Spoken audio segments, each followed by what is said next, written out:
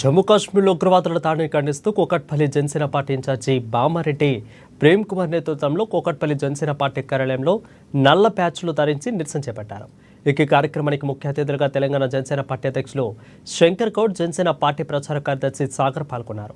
జమ్మూ కాశ్మీర్లో 28 మంది ఉగ్రదాడుల దాడిలో పర్యాటకులు మరణించడం చాలా బాధాకరమని, వారందరికీ జనసేన పార్టీ తరపున నివాళులు తెలుపుతున్నామని అన్నారు. ఇక ఉగ్రదాడుల దాడులకు నిరసనగా తెలుపుతూ వరుసగా 3 రోజుల పాటు జనసేన పార్టీ ఆధ్వర్యంలో నిరసన కార్యక్రమాలు చేపట్టబోతున్నామని తెలిపారు.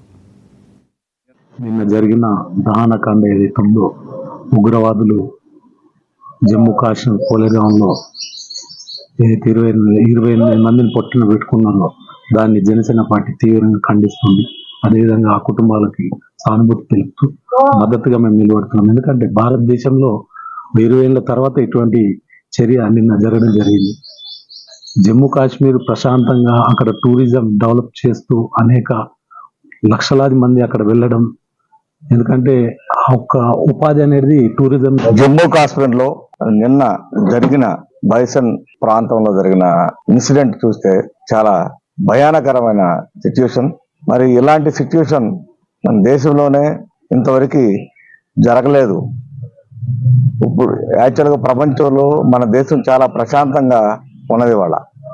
అలాంటి పరిస్థితుల నుంచి మరి ఈ ఉగ్రవాదులు మరి డిస్టర్బ్ చేయాలనే ఉద్దేశంతోనే ఈ దాడులను గొడికట్టడం జరిగింది. నిన్న జమ్మూ కాశ్మీర్ లో పహల్గామ్ లో జరిగిన ఉగ్రవాద దాడి, ఆ దృశ్యాలు తలుచుకుంటే ఇంకా చాలా డిస్టర్బెన్స్ గా ఉంది. అంటే ఎంత పైశాచిక ఆనందంతో ఉగ్రవాదులు దాడి చేశారంటే, కుటుంబ సభ్యుల ముందు ఐడి కార్డ్స్ తీసుకుంటూ వాళ్ళని కుటుంబ సభ్యుల ముందే చంపడం అనేది చాలా హృదయ విదారకంగా ఉంది. అలాంటి విజువల్స్ చూస్తుంటేనే ఎలా స్పందించాలో కూడా అర్థం కావట్లేదు ఈ ఉగ్రవాద దాడిని.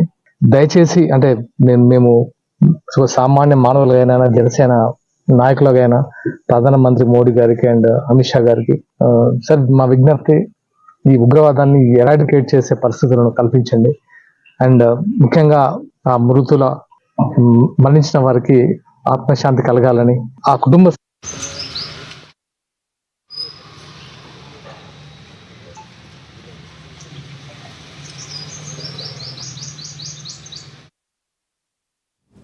ఇక